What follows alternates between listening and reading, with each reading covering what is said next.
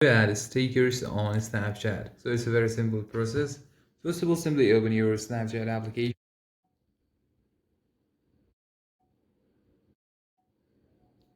Simply take a snap. Now, after you take a snap, if you want to add stickers to, what you can do is simply tap on the third one option with a paste sticky note icon right over here. Now here you'll find a list of stickers that you want. You can juggle through, see which one you best like. So you can simply tap on any one of them, and that's it, guys. In this way you can easily edit your stickers.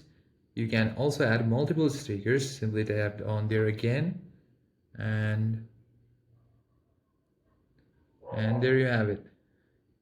If you want to add more again, simply head over there again and simply tap on. And that's it, guys. In this way you can easily add a lot of stickers on your Snapchat, and after that just tap on send and you can send this to your friends. Thank you for watching the video. If you find it useful, consider liking and subscribing to the channel. I'll see you in the next one.